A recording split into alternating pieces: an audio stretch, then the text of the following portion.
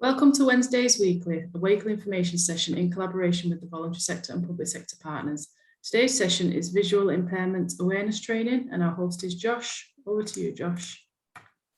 Yeah, so thanks very much for having me. So this has been very kindly arranged with yourselves and in partnership with Henshaw's.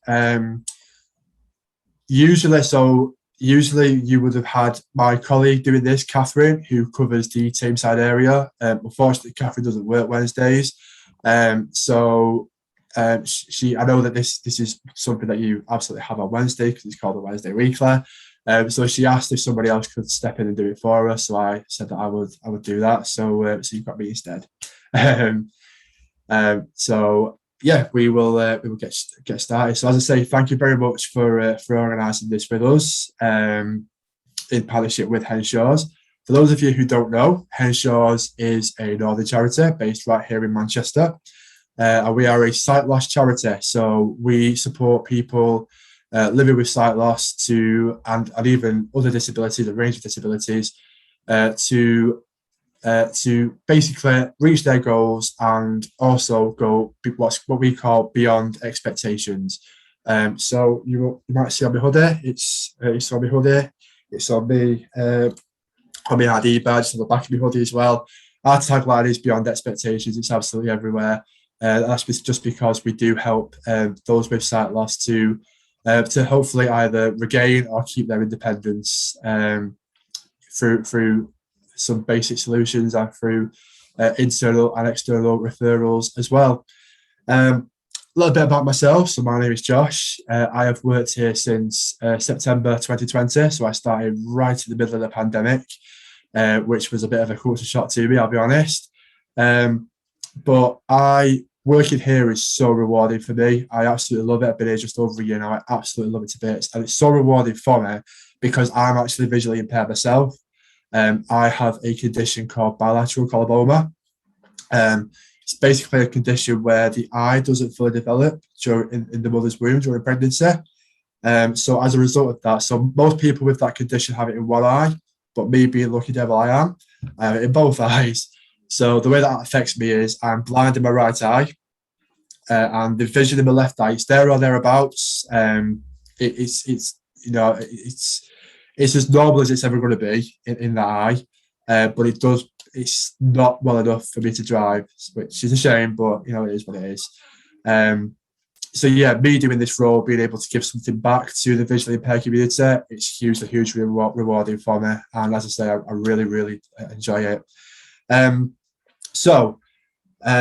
Another thing that we do, as well as sort of supporting people and me supporting people directly within my role, is we offer training to individuals, businesses, organisations who want to have a better understanding of sight loss and its impact upon a person, hence why I've been invited down today to do this. So hopefully by the end of today, you'll all have a little bit of a better understanding of sight loss and the impact it could have upon a person. And also a basic understanding of some of the basic solutions that are out there for people with a visual impairment. So this is going to be an interactive session. I want to try and make it as interactive as I can because the one thing that I don't want you to do is listen to me ramble on for an hour. That's the one thing that I don't want. So I do want to try and make it interactive. If you've got lots of questions, or if anything pops into your head, don't wait till I finish talking. Just interrupt me, ask me a question. If I don't know the answer here and now, I can always go away and try and find that out for you as well. So I want you all, well, first and foremost, has everybody got, I know Laura has everybody else got a jug of water and a cup at all with them? Did everybody get that email asking for that? Hope so.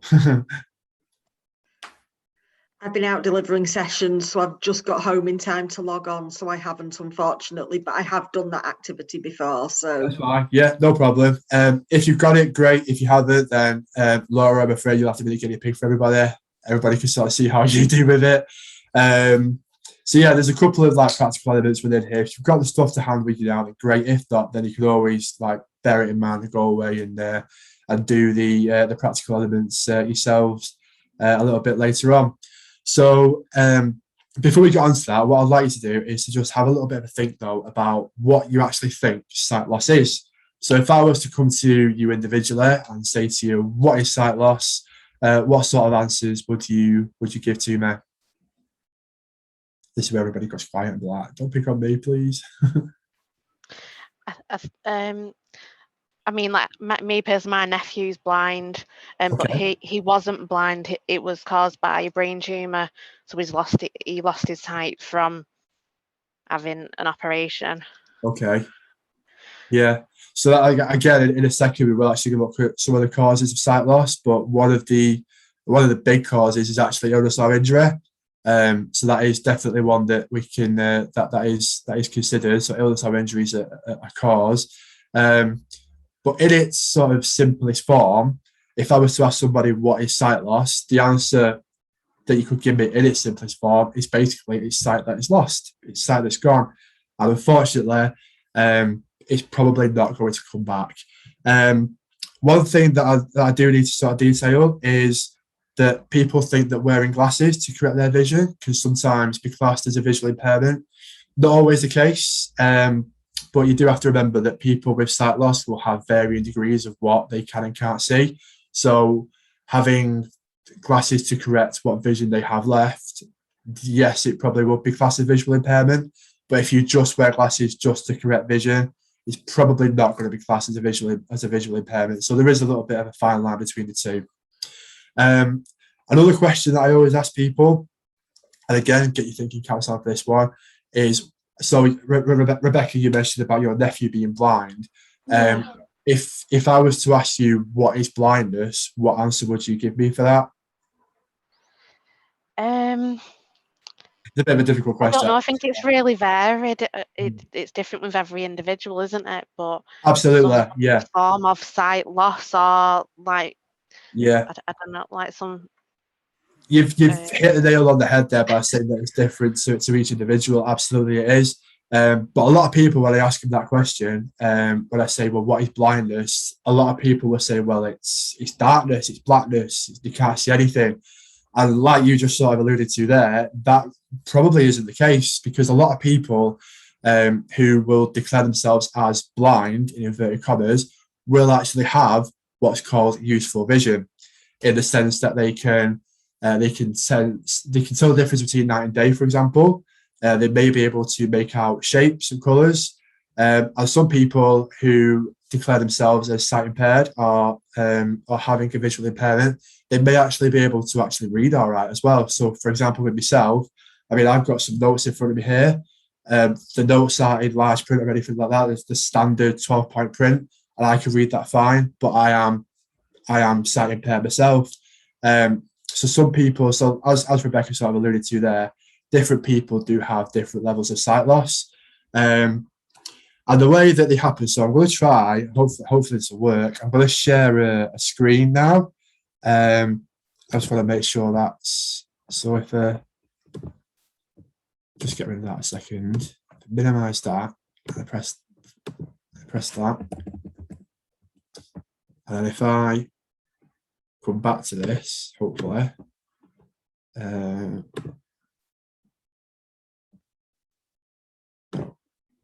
see, I know how to do this on Teams, but I don't know how to do this on Zoom. You click share screen on your Zoom. Yeah, it's just finding the actual, slideshow instead of the PowerPoint presentation, instead of the, the main slides. Yeah. So, a second, get rid of that, put that like that.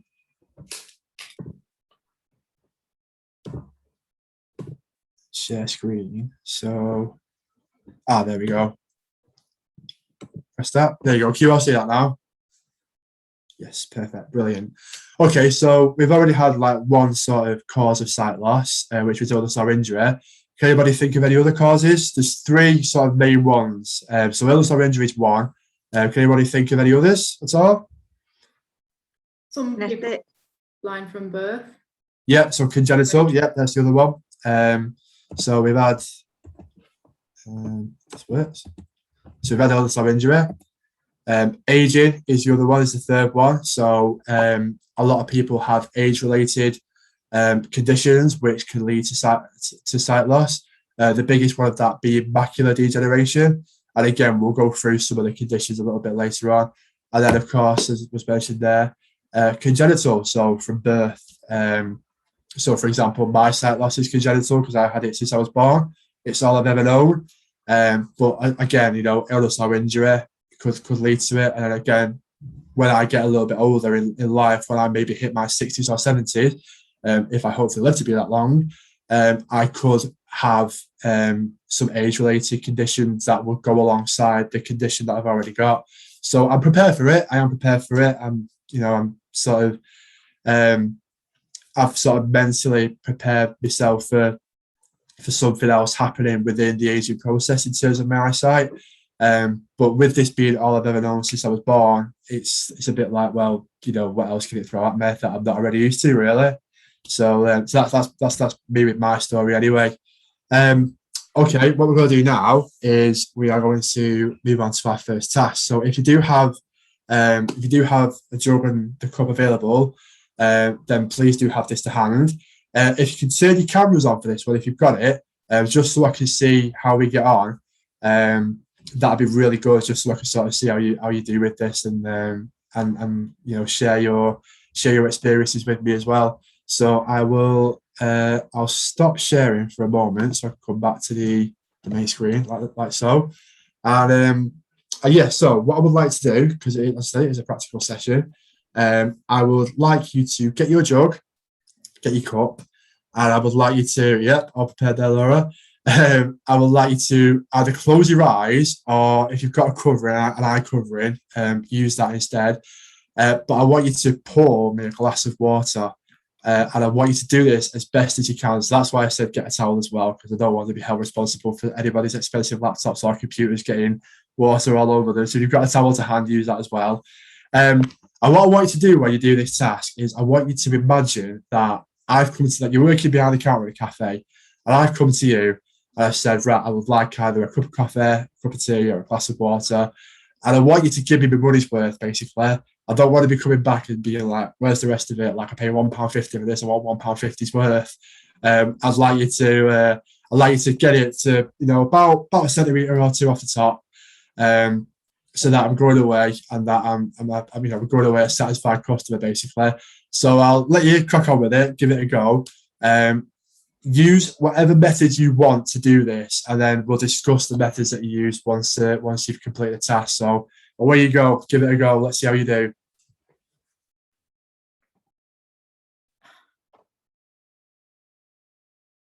So what I usually do during the when I do these face-to-face, I bring the jugs and cups with me. I'm really cruel. I go around asking people what they had for breakfast this morning to try and distract them. But I won't do it now. I'll try and be as quiet as I can be for this.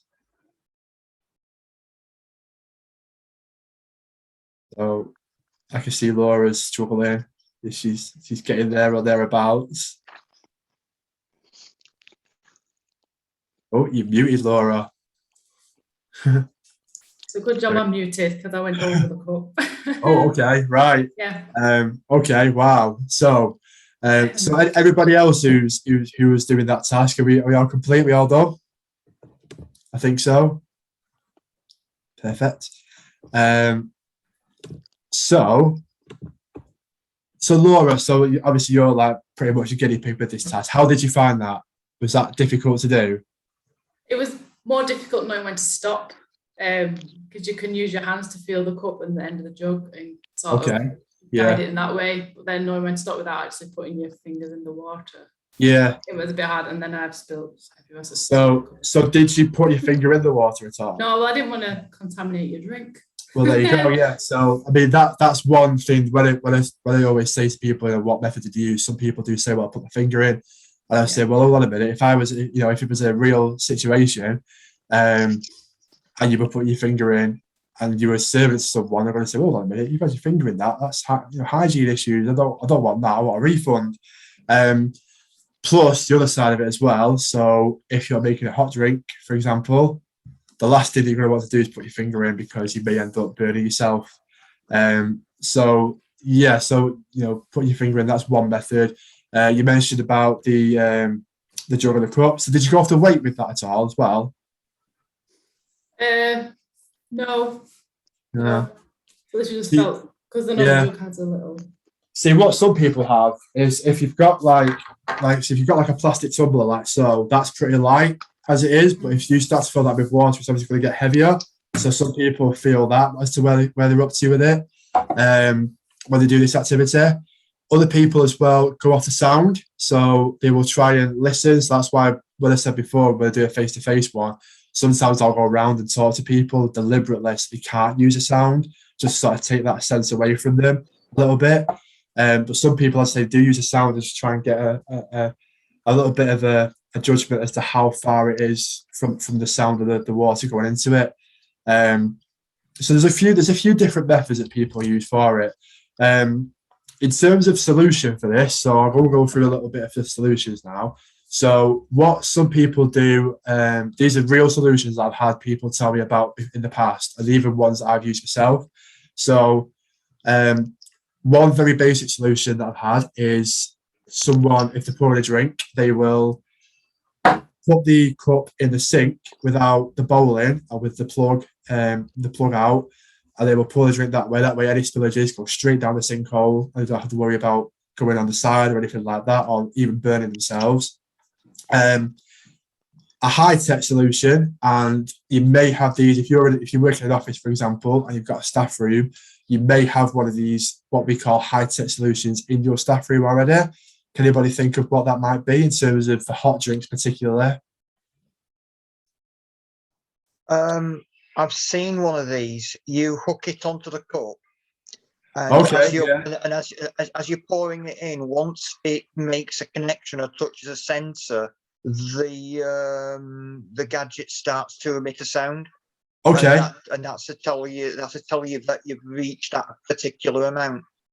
You are absolutely bang on, and you're one step ahead of me because I've got one of those gadgets with me. I'm going to show you it in action in a second. But in terms of like that's like a low-tech solution. In terms of a high-tech one, like I say, some people may have these in their staff room if you work in an office. It's something called a one-cup kettle. I don't know if you've heard of that at all, where you literally just pop the cup underneath it, press a button, and away you go.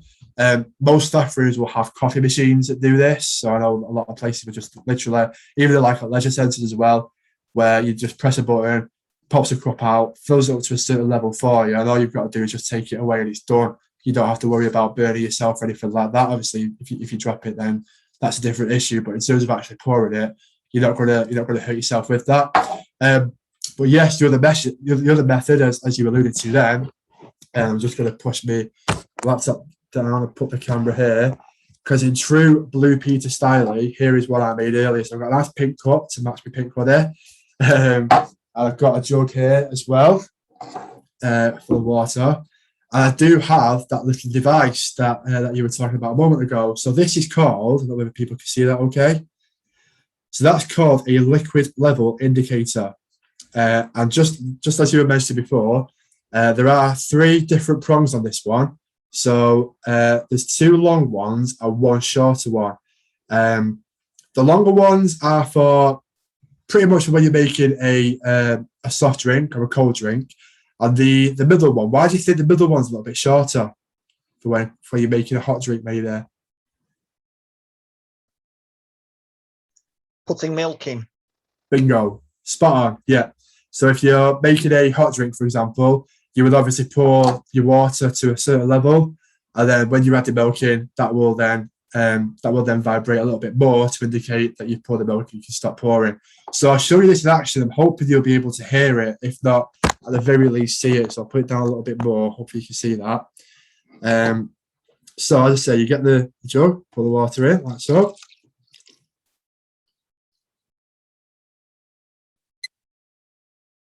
Then when that reaches a certain level, hopefully you can hear that beeping. It'll start vibrating. And that's just to let me know that it's reached a certain level, as you alluded to before. It's reached a certain level, and I can stop pouring now. If I'm making a hot drink, for example, though, again it starts beeping. And I poured it to a certain level already, but now I want to add my milk.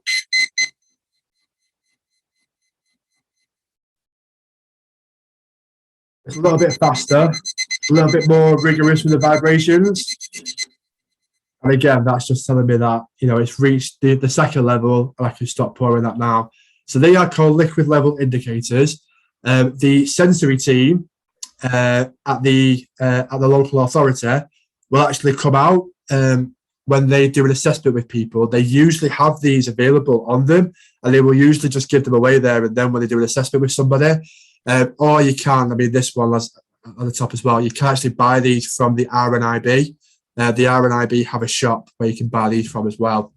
So that's your first sort of exercise. If you did have your drugs and whatnot, you can always pour your water in and get them out of the way. Like I say, I don't want to be held responsible for people having sitting water on their very expensive laptops and whatnot. So make sure that you're all cleared up on there. One thing that I did forget to mention actually when we're talking about what actually sight loss is. So there are 2 million people currently in the UK who have some sort of sight issue. That figure is actually expected to rise to 2.9 million by 2030. And again, that's just because of population and because the population is getting older as well. When somebody is, so I mentioned before about glasses, not necessarily, you having glasses to correct vision, not necessarily being counted as a visual impairment. If somebody is in the realms of being registered or being told that they have a visual impairment, what that will mean is, just going back to my notes for this one, is, so someone who is sight impaired, so the terminology has changed a little bit recently. So we used to have partially sighted and blind. So that's the terminology that you may have heard in the past, is partially sighted and blind. This has actually changed recently. So it's now, so what used to be partially sighted is now sight impaired, or SI for short.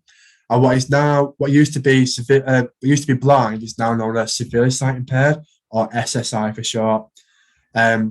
So when someone goes to their opticians and they have an eye test and they say, oh, you know, so what they do in order to sort of gauge the range of it, if your optician finds that you can see the largest letter on the eye chart where you go for your eye test at around 3 meters away, but you're struggling to see the letters underneath it with glasses on, then you may well be in the realms of having some sort of sight impairment issue, so partially sighted issue. That's also determined in terms of field loss as well. So, for example, I've got extensive field loss in my left eye, which is why I'm registered as sight impaired or partially sighted. If you have severe field loss, or you can see less than the top letter on a sight chart at less than 3 meters away, that's when you will likely be in the realms of severely sight impaired or blind. So once an optician has sort of identified that, send you away to see a consultant at your local eye hospital. So for us, it will be Manchester Royal Eye Hospital, or it may even be Altrincham Eye Hospital for you guys over on your side where you are. See the consultant there. A consultant will then confirm that you hit the criteria and that you can then go away and take the steps to be registered as a sight impaired or severely sight impaired individual. So once you've been told that you do hit the criteria, you will then get what's called a certificate of visual impairment. And then what will happen with that is you will get a copy. So the individual with the sight impairment will get a copy of their CVI. So certificate of visual impairment is known as CVI for short. So you'll get a copy. A copy will be sent to Moorfields Eye Hospital in London. Moorfields Eye Hospital is just like a central bank, if you like, of where everybody who is registered or has a CVI has their CVI stored in the bank there. And also a copy will be sent to the local authority. When the local authority receive a copy, usually they will reach out to that person and offer them an assessment. So I said before, you can get the assessment and they give out these little devices. That is as a result of that assessment. So they will reach out and they will offer a daily living assessment. If someone's struggling with their mobility or with getting around their home, for example, they will offer them an assessment for that as well. And if you do ever encounter somebody and they say to you, I've never had an assessment, I've never been visited by my local sensory team, you can actually refer them into it through adult social services through your local authority. So for you guys, I think that would be Tameside, will it? As a local authority. So you can actually refer to Tameside Council and they can do a referral to their sensory team through that. Or if you're still a little bit unsure of where to go, you can always bring them to us and we can do the referral for them. It's not unusual for somebody to turn that referral down upon when they're first diagnosed, because it can be, as you can imagine, it can be a really, really overwhelming sort of thing to deal with. Somebody losing a sight or somebody being told that their sight issue has gotten worse. So if you, as I say, if you do ever encounter somebody and they've either not had it for whatever reason or they've refused it, and they do say, they do sort of come to you and say, oh, well, I do feel as though I could do with that. I could do with, having that referral done for me now. By all means, feel free to refer them to the local authority for that. So that's sort of like registration and whatnot. It's weird because 2 million people with a sight issue, but only 2 levels of sight certification. I find that a little bit bizarre. The fact that you've only really got sight impaired or severe sight impaired, there's not other certifications to it. But if somebody does have a sight impairment but doesn't quite, for whatever reason, hit the criteria to get a certificate of visual impairment, they can also have what's called a referral of visual impairment as well. So if their sight loss isn't enough to be given a certificate, but they, for example, they can't drive and they want to get a bus pass, they can have a referral of visual impairment done instead by the GP or by the consultant at the eye hospital in order for them to get certain benefits and for them to get a bus pass and that sort of thing as well. Anybody got any questions about certification at all? Anything you want to find out anything further on? Someone's asked in the chat, can you buy the little devices? Yes, if you go on the RNIB shops, if you Google RNIB shop, you can find them. They're called liquid level indicators. So if you put them in the search bar at the top, you can buy them. And I think they're about £8. If somebody is registered as a sight impaired or severe sight impaired, they can have a VAT exemption. So it's a little bit cheaper for them, actually. They just have to tick that they're registered and they get the VAT took off it. Because I bought that one. I think that was about £8 when I bought that. But as I say, they are given out free of charge as well. So that's our first sort of practical sort of element done. As it's sort of been alluded to within that, you really had to sort of concentrate for that. And another thing that people really have to concentrate with, I'm going to share the PowerPoint again. When someone with a visual impairment really does have to, concentrate with, is their mobility and getting out and about. So let's make sure this moves on. So the way they do this can be through the use of canes. Now, a lot of people will think that there is only one cane out there because a lot of people will only see the one cane being used, which is the longer one that gets sort of swifted from side to side. There is actually 3 different types of canes. And again, these are given out when someone comes from the local authority to do an assessment with somebody. The first one of these canes is the one that you can see in the picture there, and that is called a symbol cane. Now, with a symbol cane, again, get the notes sorted. These are about as thick as a ballpoint pen. So they're not very thick at all. So I've got a pen there. It's about that thick, really, for them. And they're about 75 centimetres to a metre long, so not very long at all. And this would be held across a person, so across the chest. And it wouldn't be used on the floor. It wouldn't be used to guide anybody. It would just literally be used to do what it says on the tin, to be used as a symbol to indicate that this person can't really see very well. Okay, just indicating that to someone that they've got a visual impairment. So as I say, they don't guide anybody, and they should be held diagonally across the chest, and they don't touch the floor. Okay, and as I said before, it's just literally doing what it says on the tin. It's letting somebody know that this person has got a visual impairment and they can't see very well. It's just a little bit of a symbol. Okie doke. Moving on from that one, we then go on to one that's a little bit longer, a little bit thicker, and this is called a guide cane. Okay, it's a little, as I say, a little bit thicker, a little bit longer. The guide cane, this one actually can help with a person's mobility. And the guide cane, again, it will either be held across a person's chest or it will be held down straight in front of them from the hands to the floor. We find that most people use a guide cane when they're indoors. So if they go into a building they're not necessarily familiar with, for example, they would use this to navigate themselves around that room. So they would, if you know, to find tables or chairs or anything like that, they would use it to just sort of tap around or see if there's any obstacles or anything in the way that they may need to sort of step aside from and get themselves around. Okay. So as I say, you know, it sometimes touches the floor to locate obstacles such as tables and chairs as well. Moving on from that one is the one that most people will have seen when they're out and about, and this one is called the long cane. Okay. Now the long cane is, so there's usually, so as you can see with that one, there's a little bit of a stump on the end. Some of them actually have a ball on the end instead. And these ones, so these canes, whereas with the other two, they were more like a one-size-fits-all sort of thing, this one's actually made to measure. So the taller the person, the longer the cane.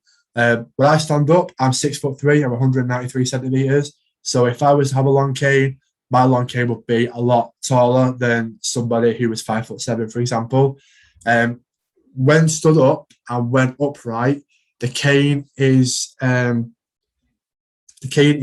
should go from a person's sternum, so from the chest, straight down, touching the floor.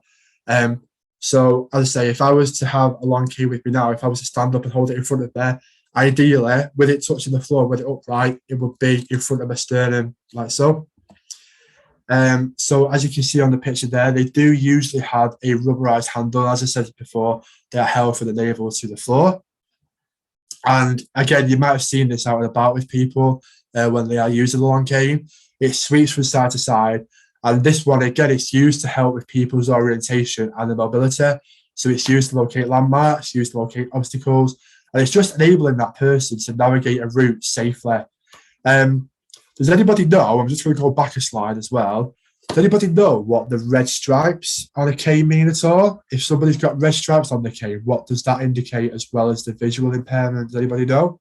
Hearing impaired as well, or deaf. Spot on, yeah. So red stripes mean a hearing impairment as well. So you find them on all the canes. I always thought that you only ever saw them on someone with a long one, but apparently if someone's got a symbol cane, they can indicate they can have the red stripes on that one as well. You've already seen it on the guide cane there.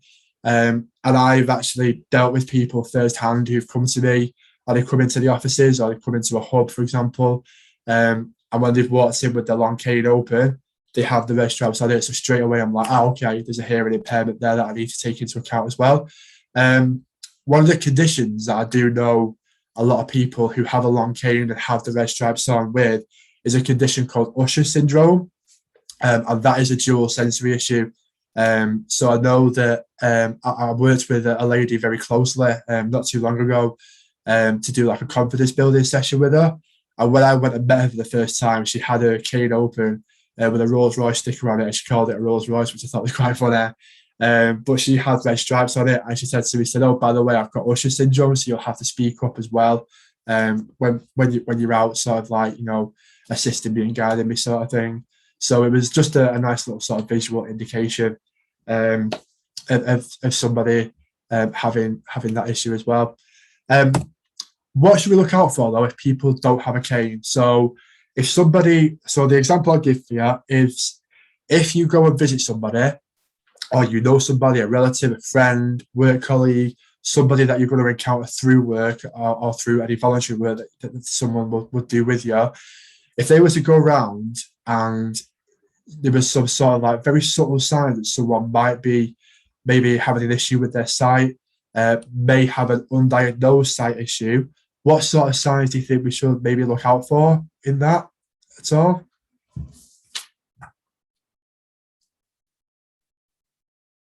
It's a little bit of a difficult one, this one. I appreciate that. So asking you to read letters that they've received, or that they're not cleaning the same as they were before. Absolutely, yeah. So there's the first one. So people start leaving posts, stop reading, or leave simple visual tasks. So if you were to go around to old Mrs. Smith's house and there was a pile of posts on the mantelpiece or on the coffee table, if it was junk mail, you might be like, all right, fair enough, she's just waiting to get rid of that and put it in the bin. If it's white envelopes, you might be thinking, all right, maybe she's waiting to be sat down because it might be a nasty bill. She wants to be sat down to read that so she doesn't get a shock. But if it's a brown envelope and it says final notice on it or something like that, might be a bit like, oh, okay, why is she not reading this? Is she reading it because she doesn't want to, or is she reading this because she actually can't? So yeah, people start leaving posts, start wanting to read or that sort of thing. Again, if it comes to like faces, if you find it hard to recognise faces, that may be an issue that you know, if you start recognising that, like usually they're pretty good with faces, they're good at recognising people, but suddenly they're either squinting or they're a little bit like, oh, who's that who's talking to me? Again, it might be a little bit of a subtle sign that they're having a little bit of an issue with the sight. As somebody just alluded to then, apologies, with the screen on the side, I can't see who's talking. So I don't know who it was who said that a minute ago, but yeah, if you know that someone is usually pretty well kept, they usually wear a different outfit every day, they're usually pretty clean, but suddenly, you know, then you're noticing that they're going out and they've got food on them. Are they seeing that food that's dropped onto their clothes? Do they know that their clothes are dirty? Are they wearing that same outfit because it's easy to fasten, easy to put up, easy to put on? These sort of things, again, just, you know, little sort of takeaways, things to think about. If somebody's having increased falls or trips, or if they're getting anxious about going out and about, again, you know, if you know that someone in the past would be, you know, raring to go to come and meet you somewhere, but now they're saying, oh, you know, I don't really want to go out at that time because it's going to be getting dark, I can't necessarily see where I'm going. Again, you know, it might be a nice little sort of thing to do with them to go away and maybe, you know, just sort of very subtly say to them, you know, have you had an eye test recently? No. Or the last one that I had was about 2 or 3 years ago. Okay, do you think it's worth going back to your opticians, having another eye test, seeing if your prescriptions change, maybe see if something's going on, and maybe, you know, hopefully get some sort of diagnosis or some sort of peace of mind at least from that. Okay, so we're going to do our second. Anybody got any questions about that at all before we move on at all? Okay. So we're going to do our second sort of practical task now. So again, if you've got some coins to hand, excellent. If you haven't, then that's not a problem. Again, Laura, I think you might have to be our guinea pig for that one because I know that you've got some bits and bobs there. So what I would like to do for this one is to just close your eyes as before. And what I like to do is I don't want you to count into piles or anything like that. I want you to literally just go from one hand to the other and try and count up an actual value of the coins that you have there. So ideally, that's not the value beforehand. If you do know the value beforehand, that's fine, that's fair enough. But if you don't, then that's great. So just count them from one hand to the other.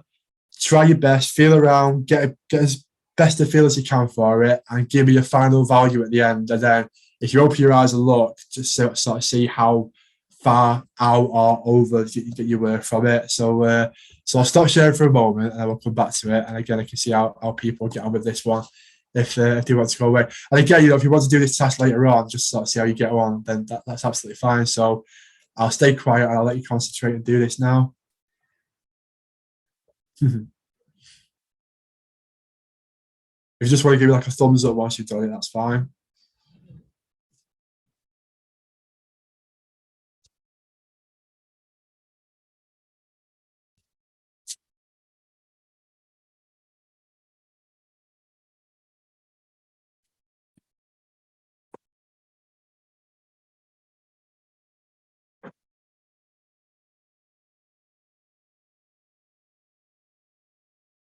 Yeah, so one person's done. How's everybody else getting on? Yeah, done. Everybody else done, sorted? So Catherine, you did it. How far out were you with your count? Oh, you're on mute, by the way. Actually, I did manage to get the right amount, but I think that was, but I really, really struggled to figure out which coin was which. Right. Okay. And I think it was only because I had some 20p's that are like a hexagonal shape that I managed to sort of suss it out, really. Okay, yeah, okay. But it was really difficult. Yeah, a lot of people find this task difficult. A few people say they find this one more difficult than the pouring of the jug. So, you know, it can be swings and roundabouts for this one. Catherine, the other Catherine, did you do this task at all? I saw your eyes closed then. Did you do this one? Or? Yeah, I had to go. So yeah, again, difficult. Were you way out, or were you sort of spot on with you? A little bit out. A little bit out, okay. What about you, Laura? How did you get over yours? Yeah, I was 10p out. 10p out. Because I counted the 2p as a 10p as a 10p and 2p's. Oh, okay, yeah. So 5p's it's easy because it's small. But there you go. Yeah. Them too. Yeah. That tends to be, when I've done this activity in the past, that tends to be the sort of the range that we get. People do tend to be between 10 and 15p if they've got 2s and 1s out within this activity. So I'm going to give you a couple of clues as to how this is done. Okay, so the clues, as Catherine Elliott alluded to, is around the edges. That's where the clues to doing this is. So if the corner is smooth and round, then it's going to either be a 2p or a 1p, depending on the size. So you were saying that a bit ago, Laura, you were finding it difficult to differentiate between a 2p and a 10p. If you were to feel around the edges of the 10p, you'll notice there's some like rough little knurling around the edge, like little like lines on it. That's basically how you would tell the difference between the 2 and the 10p, just from the smoothness and the roughness of the 10p on the side there. And again, obviously, someone already mentioned it, but the 5p is the smallest coin. That tends to be the easiest one for people to identify.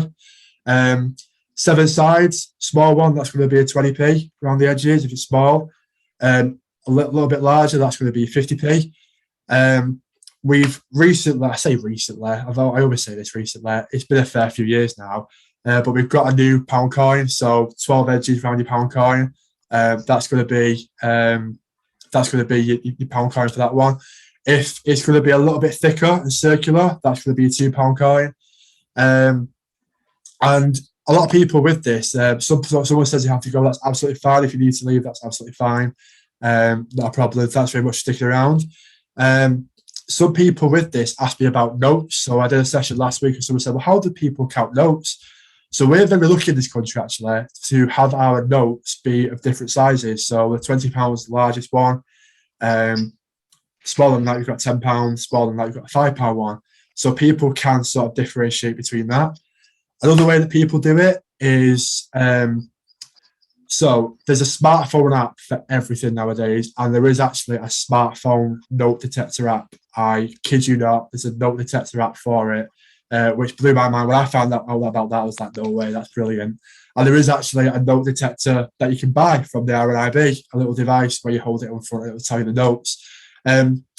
Another simple solution, and somebody in one of my virtual coffee mornings told me about this, and it genuinely, I thought it was genius. In a way that they sort of like help when it comes to notes and paying, is they use hair clips to put on the note. So they will use 1 hair clip for a £5 note, 2 hair clips for a £10 note, and 3 hair clips for a £20 note. And then when they're in their purse or their wallet, they can just sort of feel the note. If there's 1 clip on it, you can say, okay, that's a £5. Take the hair clip off, pass it over to the cashier, and then they can obviously use that hair clip in the future for any more notes that they should get. Obviously, the more that someone's going to do this in terms of counting their notes, the more proficient you're going to get. So we'll find that a lot of visually impaired people will either organise their money before they go out to the shop to do their shopping, or they will just become that proficient that they can do it one-handed in their pockets by the time they come to pay. Obviously, a few of you guys there mentioned that you found this task quite difficult. If I was to have gave you a time limit to do that in, would that have made it even worse, do you reckon? Absolutely. So can you imagine if you're in a shop, a very busy shop, you've got a queue behind you, and you're trying your best to count out your money, what's going to happen with that? You're going to get quite anxious, quite flustered, a little bit maybe embarrassed as well by the fact that you can't count it very quickly. So with that, what's the temptation to just open your purse or your wallet and say to the cashier, you take it? Before I worked for Henshaw's, I worked for 9 years at Tesco, and I would say at least once a day I would have someone come to there and say, oh, you just take it, mate, you're fine. Now, it's fine, manager would let me do that, it was not a problem, but that person was instilling a lot of trust into me to A, take the right amount, and B, give them the right change. So there's a huge trust element there as well with that. So that's why we do always try and sort of when we do say to people that they're going out and do the shopping, we will try and promote different methods, such as the hair clips, such as, organising the money before they leave. If they've got a wallet with different sections, for example, to be able to put the notes in, we'll just sort of give them these little tips so that when they do go out and do their shopping, they're not going to get flustered and they're not tempted to just open the wallet and say to someone, can you take it from there? Any questions about that at all before we move on to the last few slides? No? Perfect. As I say, if anyone didn't have any change on them to do that activity sort of here and now, if you do want to go away and do that at a different time, and keep your eyes closed and just try and count out some values just to appreciate how difficult it is, by all means go away and do that. And yeah, if you do sort of come back with any questions following that to me, by all means feel free to fire those questions away for me. I'm going to go back to the PowerPoint now because we're going to go through some actual eye conditions now. So usually when we do this face-to-face or face-to-face courses, I have these like a case full of spectacles, and they're called simulation specs. And what it does is it simulates different eye conditions. So you will put them on and it will be as if it will show you what that condition would look like through your eyes. Obviously, in these virtual sessions, we can't necessarily do that. So the way that we've got around it is we have, in a moment on the next few slides, we have the same image, but it's been doctored in different ways to show what that image would look like through the eyes of someone with a certain condition. So the first one, as you can see on the slide there, is macular degeneration. So macular, it's occasionally it'll be known, you might hear it known as MD, just to short it. So macular degeneration is MD, or you may even hear it referred to as AMD, which is age-related macular degeneration. So age-related macular, it affects a part of the retina which controls the central vision. So what you can see straight ahead of you. So if I show you the image now, as you can see, the central part of this image is affected. So you can see sort of what's going on around it, but in terms of the actual center of it, you're sort of struggling there to see what's going on. So you can see there's a little girl there, you can see she's with someone, but at this moment in time, looking at that image as it is now, you don't know who that person is. You don't know if it's a man or a woman. You don't know whether they're old or young. You don't know whether they've got any distinguishing features of the face, whether they're smiling, laughing, whether they're crying, whether they're sad, because that central part of that image is affected because of the way the retina is processing that image. So again, we can see sort of what's going on there. You can see the little girl's wearing a white t-shirt. You can see that the person she's with is wearing a blue sort of jumper or cardigan sort of thing. But in terms of the central part of it, you don't really know what's going on because you've lost that central part of your image. Similar to that, you then have the loss of the actual side of it, so the peripheral vision. So I mentioned before, I've got this in my left eye. My peripheral vision isn't good enough for me to be able to drive. And the loss of peripheral vision is common in conditions such as retinitis pigmentosa or glaucoma. Retinitis pigmentosa, that is also known as RP for short, and it's also more commonly known as tunnel vision. And if I show you this image, you can see why. It's like you're looking through the light at the end of a tunnel, really. So whereas in the previous image, you could really tell what was going on around the sides in the peripheral of it. With this one, it's the complete opposite. You can only really see what's happening in the center of the image with this. So again, you can sort of make out that she's with somebody there, but you don't know who that is. You don't know whether it's a man or a woman, whether it's a young boy or a young girl. But with this one, obviously, you can make out that it is an older lady that the person in the previous image is with. You can tell she's smiling. You can tell she's got a distinguishing feature with the glasses. You can tell she's got white hair, but you do not know, you don't have much of a clue of what's going on in the background. So there could be all sorts happening in the background there. But because you've lost your peripheral vision, you don't really know what's going on there at all. Okay, any questions about that at all, about the two images there? No? Perfect. The next one is, of course, cloudy vision. So cloudy vision is common in people who have a cataract on their eye. Now, cataract, you can actually get operated on to improve someone's vision with a cataract. So you might hear of people saying to you, oh yeah, I've had a cataract removed, or I've had it operated on.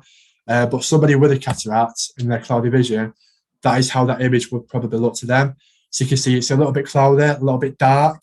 The dark colours are really, really dark in there. So the lady's blue cardigan or jumper there is really, really dark in that image. Even the lighter colours there, so the little girl's white t-shirt, even that's a little bit cloudy, a little bit grey in that as well. And even sort of like looking at distinguishing features can be a little bit harder within that as well. With the cataract and with the cloudy vision, what we find is a lot of people will say to us, I'm avoiding going out at night. And again, that's just because with the cloudy vision, making their vision, even in the daytime and even in a really well-lit room, cloudy and dark, particularly now with the clocks going back, with it getting darker a little bit earlier, so like 4 or 5 o'clock, someone, as soon as it hits 4 o'clock, somebody with a cataract, they might not want to be out past that time of day, purely because they're fearful of just how bad their vision is going to get, coupled with the darkness and with their own darkness anyway from the cataract. Okay. The next one that we've got is patchy vision. So patchy vision is quite common in diabetes-related sight loss, or diabetic retinopathy. So again, this is linked to diabetes, and this happens when the blood vessels on the retina, they leak fluid or they grow in abnormal ways, and it can lead people to have like patches around their eyesight. So like you see there. And now these little patches, you might hear someone refer to these as floaters. So I've had it in the past where I've spoken to somebody who has diabetes-related sight loss. And they've said to me, oh yeah, my floaters are fine today, I've only got one, it's sort of in the corner, I can still see relatively fine. I can go about and do the daily tasks that I need to do today, I'm not a problem.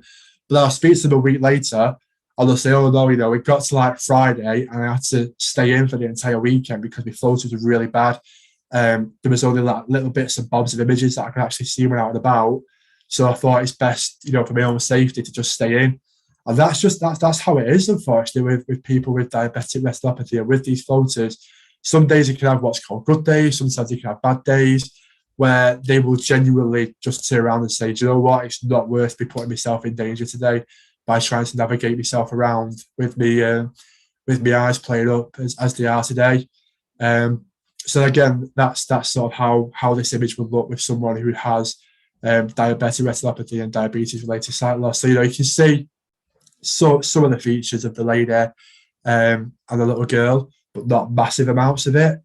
And again, you can sort of see what's going on in the background, but if them floaters were to go a little bit up or down or left or right, you may not be able to tell what's going on there. Another one that we have, sort of leading on from that, is stroke-related sight loss. And this is, again, it's loss of field vision, and the actual condition is something called hemodopia. And this is hemodopia.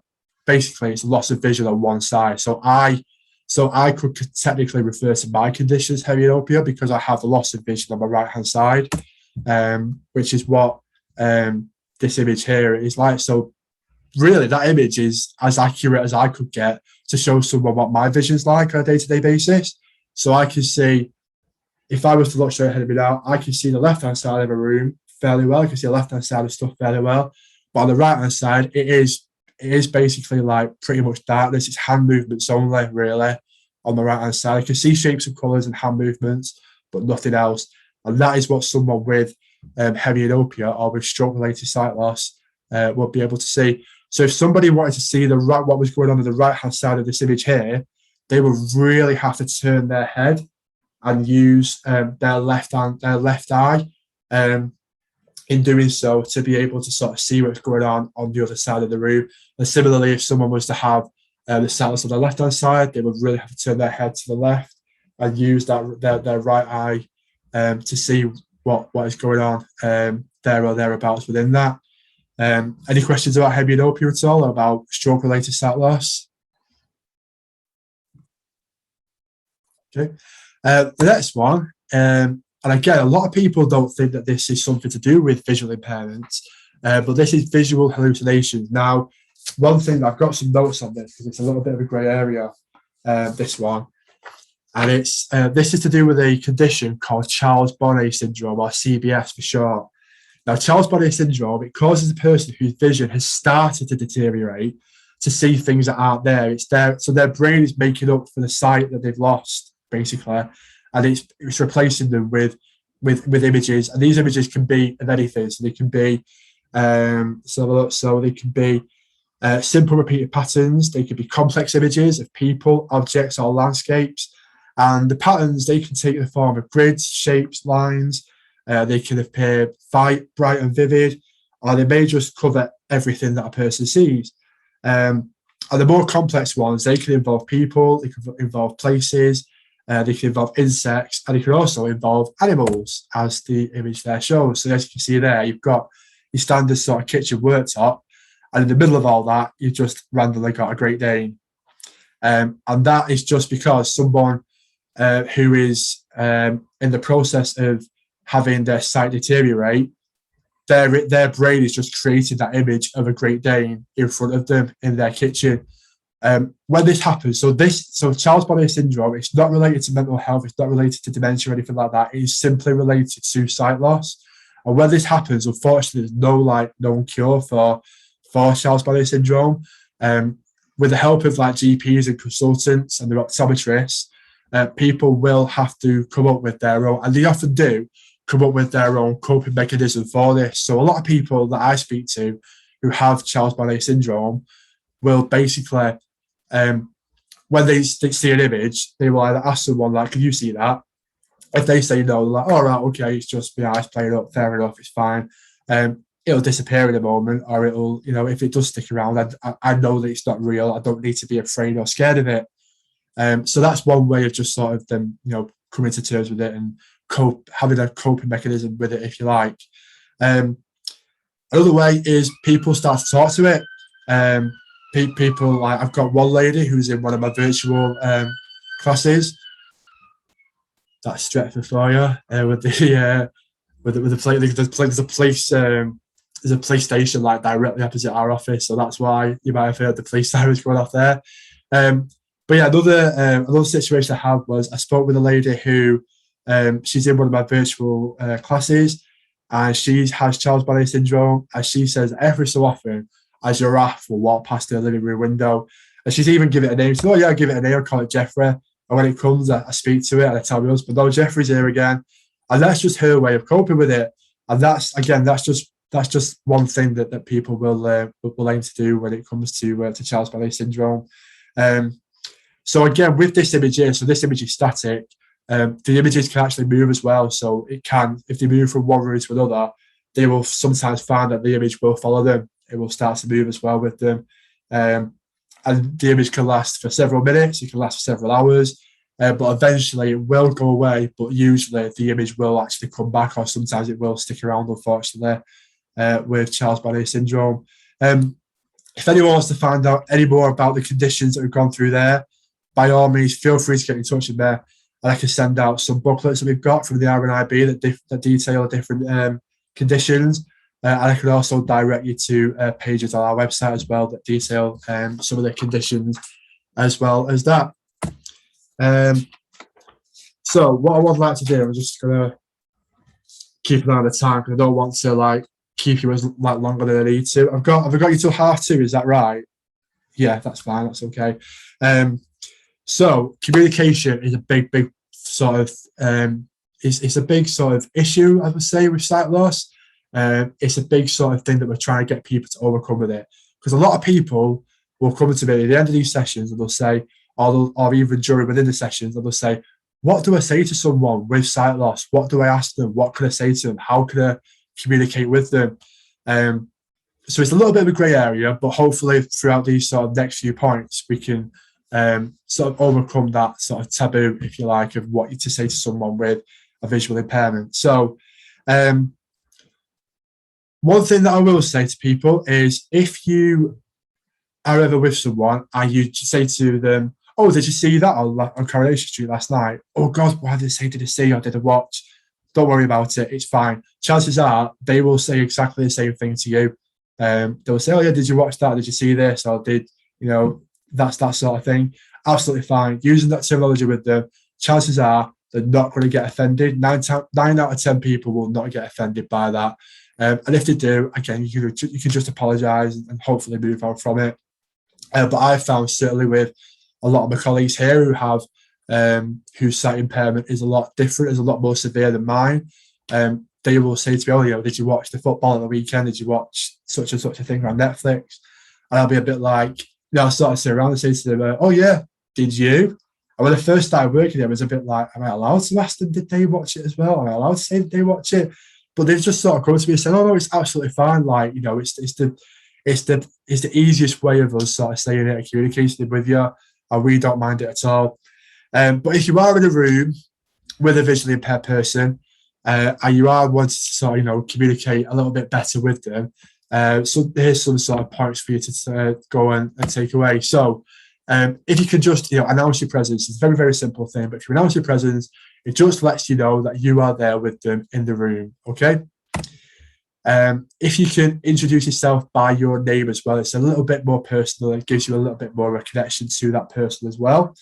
And also, sort of coupled with that, if you can use the person's name that you're speaking to, you'll know they will then know that it's them that you're speaking to directly, because that person may not realise who you're talking to, especially if they struggle to recognise faces or if they struggle to make eye contact, for example.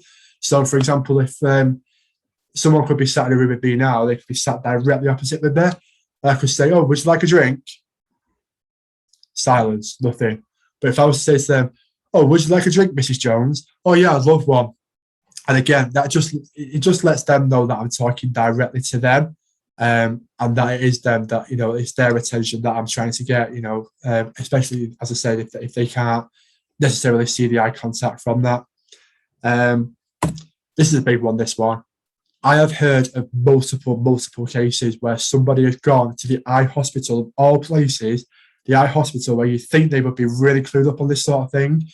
They've been called into a private room by a consultant.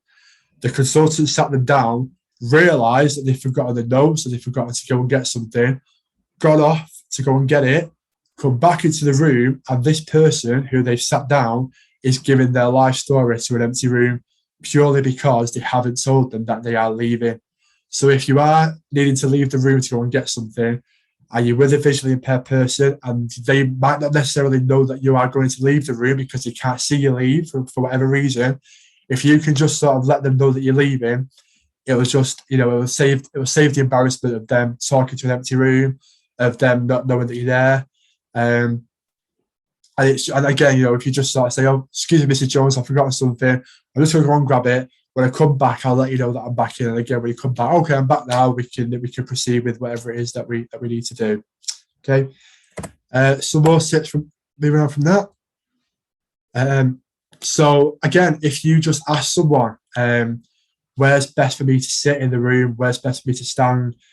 Is the light a little bit too hard or too bright for you here? Is it too dim for you? Would you rather me turn the lights up or turn them down? Just ask them the question. Chances are they're going to really, really appreciate you asking them that question and trying to be, quite accommodating for them. So if you just ask them, where's the best place for me to sit or stand, it'll really will go a long way for them. Again, if you can describe, description's a really, really big thing. If you can describe what's going on and what's around people to help them feel a little bit more included, it can help them as well feel a little bit more comfortable, and it gives them a little bit of a better chance to interact. If you can use the other senses, so touch, smell, sound, and that sort of thing, within your meetings, within any sort of events or anything that you have going on to promote interaction, again, it will go a really, really long way. And again, if you can communicate verbally, if you can, because like it says there, gestures and facial expressions, often they can't always be seen. I'm well aware when I'm doing this. I mean, even now I'm doing all of this sort of with my hands, and I'm all over the place with my hands. It's just sort of how I am. But I do try, particularly in this job, I do try to be as verbal as I can. And again, if somebody asks you for directions, so a description is key with this. you know, if someone says to me, excuse me, can you tell where the toilets are? Don't just say, oh yeah, they're just down there, and point.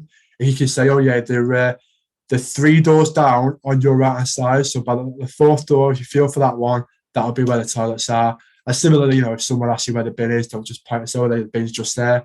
Just say, oh, you know, it's if you head straight ahead here and then just slightly turn to your right, it's there on your right hand side. A little bit more description within that is again, it will go a long way.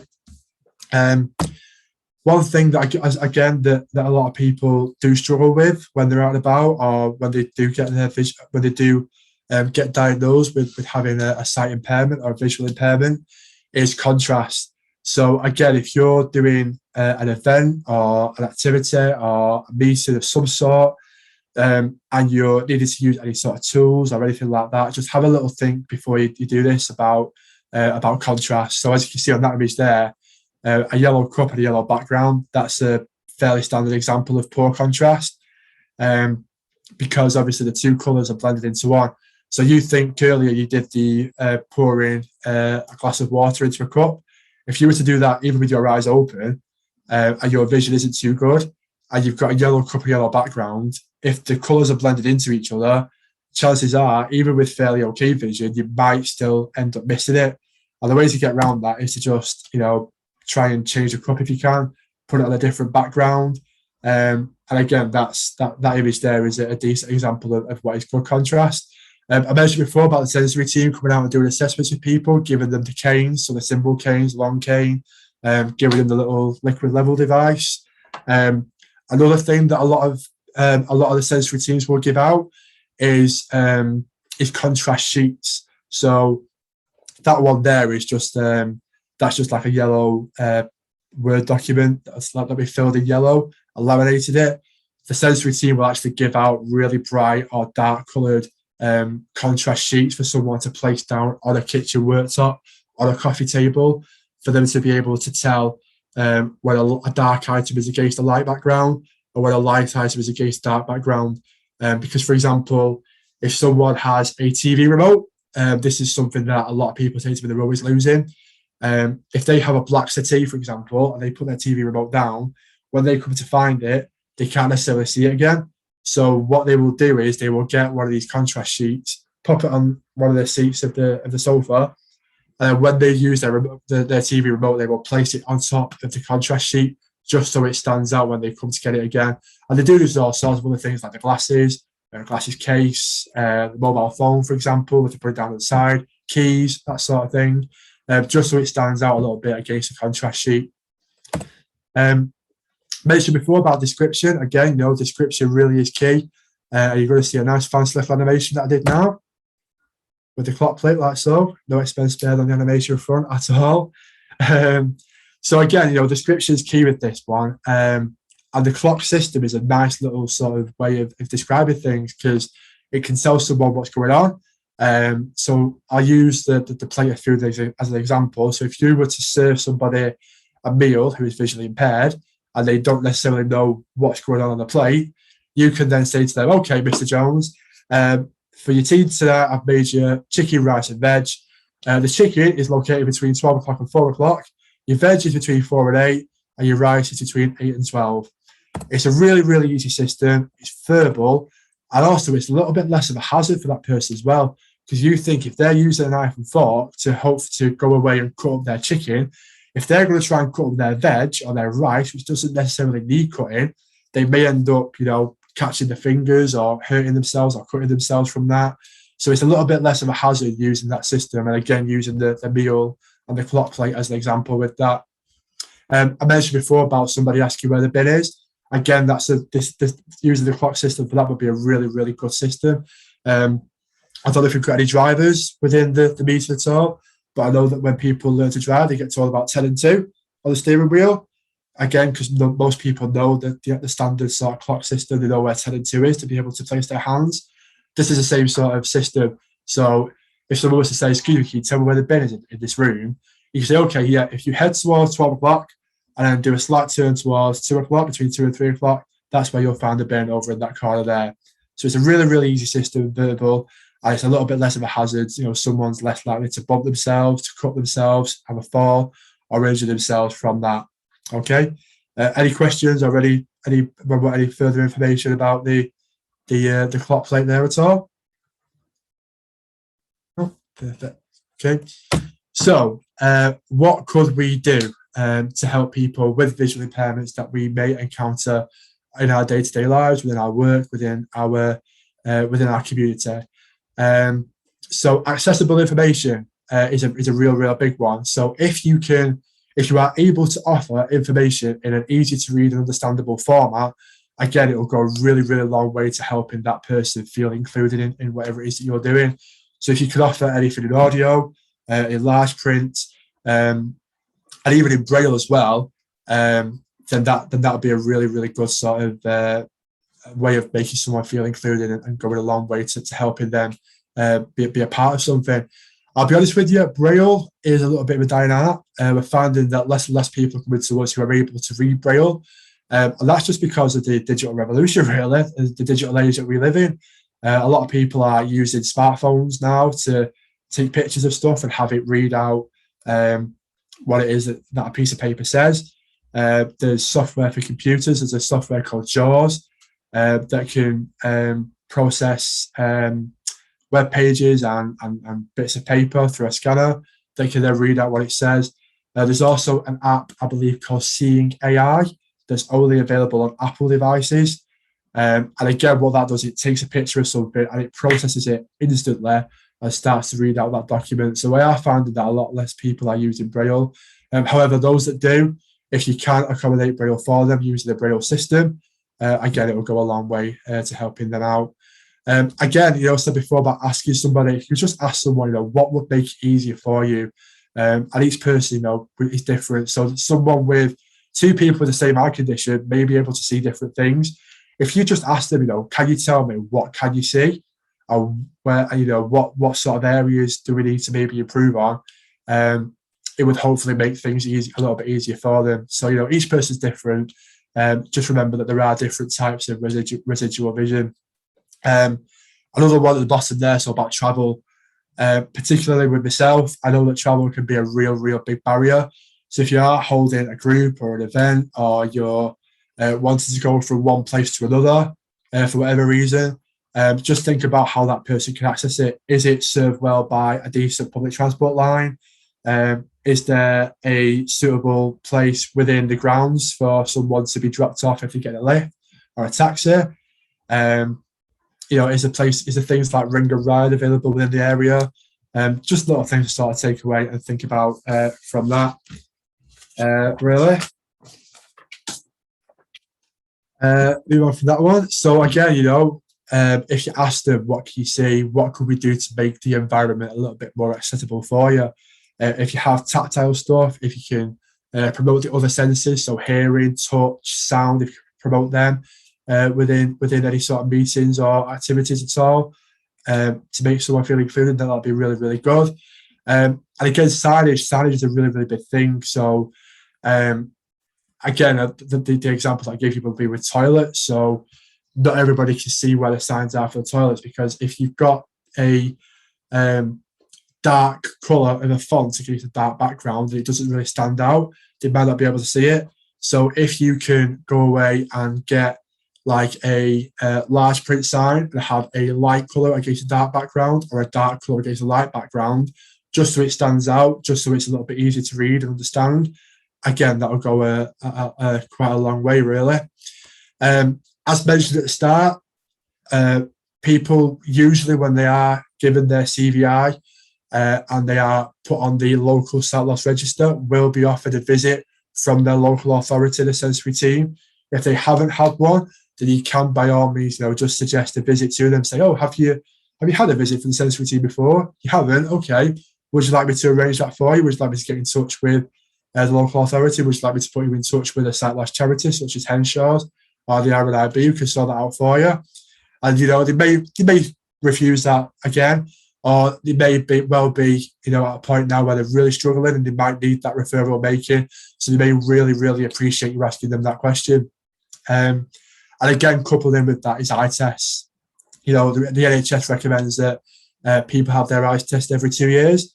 For people with sight impairments, with visual impairments, that may well be even more frequently. So that may be every year or even every 6 months. And an eye test, it can expose an eye condition, it can expose poor vision, and it can expose a cataract as well. Beyond that, it can also see what's going on behind the eye, and if there's anything going on, certainly like within the head as a whole, or even within the brain. And I've heard of occasions where like tumours and whatnot have been spotted earlier just by somebody going for a routine eye test. So as well as sort of general eye health, it can also help people out with their general health as well. And last but not least, make a referral to us, bring people to us. The more we get people we get in, the more people for the visually impaired community that we can help out, the better. So yeah, if no one's ever heard of us, or if someone has heard of us and it's been a long time since they've had any contact with us, feel free to get to give them our main office number, tell them to get in touch with us, and we will help them out as best we can. One thing that I've been asked to do as we come towards the end of this is to direct people to our what's called Knowledge Village. So if you were to, so again, this is at the bottom, if you were to go on Google and search Henshaw's Knowledge Village, you will be, so I know that this is going up on your guys' YouTube channel. We've got a YouTube channel of our own, which is our Knowledge Village. There are videos, blogs, articles covering the latest technology that's out there that's just been released, gadgets and equipment. There's how-to videos. So there's one of the very, very first ones I watched, and one that I always direct people to, is how to use an iPhone with no sight. We've got a how-to video on that. How to cross the road with no sight. How to chop veg and prepare meals with no sight. Loads and loads of different sort of how-to videos on there, which are really, really good. And some of them, I guarantee, will blow your mind because it did with me. There's also some ebooks on there, and you can actually sign up as well. So the latest Knowledge Village email went out this morning. So you can sign up to our Knowledge Village emails, and they will arrive directly in your inbox, I believe, every 2 weeks with the latest videos and articles that we've had across the fortnight. Going direct to your inbox on that. So yeah, feel free to search and to go on Henshaw's Knowledge Village as well.